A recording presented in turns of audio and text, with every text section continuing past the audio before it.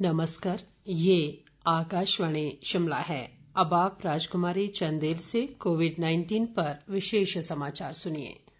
मुख्यमंत्री जयराम ठाकुर ने हिमाचल गृहिणी सुविधा योजना की लाभार्थी महिलाओं से प्रदेश में बाहरी राज्यों से आए होम क्वारंटीन किए गए लोगों पर नजर रखने का आह्वान किया है।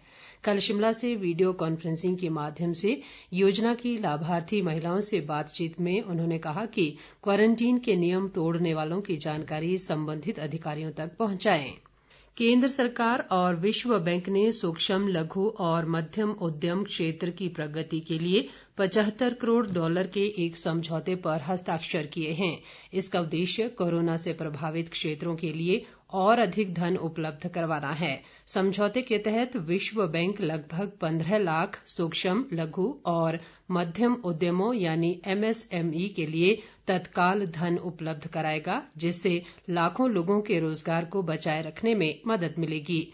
वित्त मंत्रालय ने एक बयान में कहा है कि सरकार MSME क्षेत्र की प्रगति के लिए व्यापक सुधारों की दिशा में ये समझौता पहला जरूरी कदम है।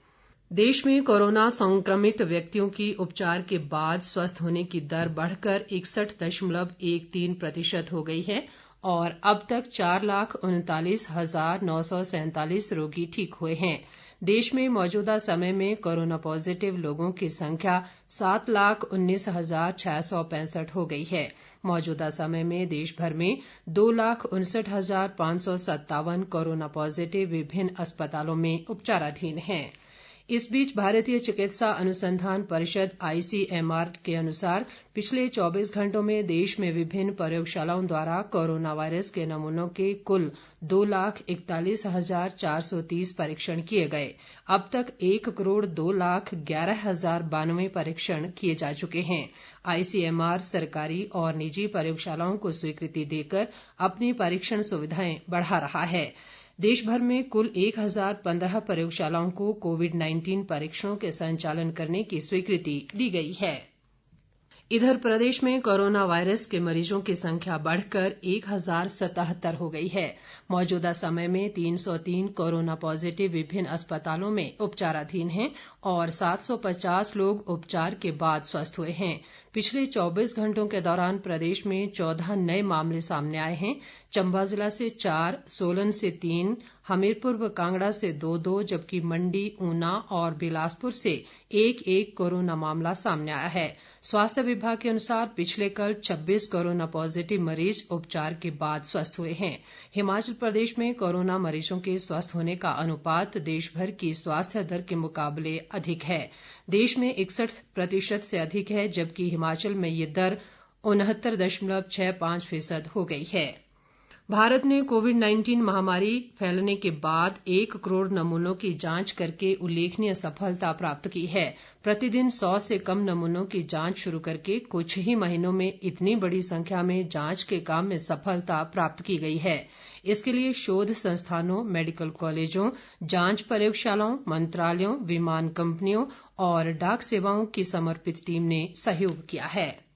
हमीरपुर जिले की 5 पंचायतों के 5 वार्डों को कंटेनमेंट जोन से विमुक्त कर दिया गया है। जिला दंडाधिकारी हरिकेश मीणा ने इस संबंध में आदेश जारी किए हैं।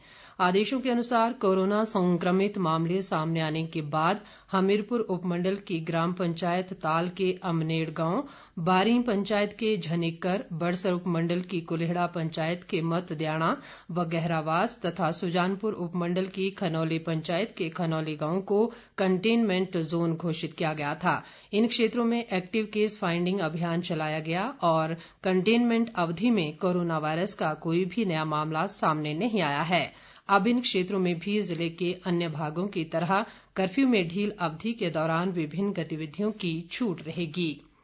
गृह मंत्रालय ने विश्वविद्यालयों और शिक्षण संस्थाओं को परीक्षाएं आयोजित करने की अनुमति दे दी है। उच्च शिक्षा सचिव को लिखे एक पत्र में कहा गया है कि अंतिम सत्र की परीक्षाएं विश्वविद्यालय अनुदान आयोग के दिशा निर्देशों के अनुसार संचालित की जानी चाहिए।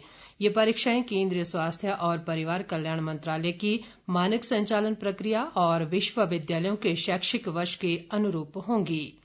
इसके साथ ही ये समाचार बुलेटिन समाप्त हुआ। हमारा अगला विशेष समाचार बुलेटिन आप सुन सकते हैं दोपहर 3 बजे। नमस्कार।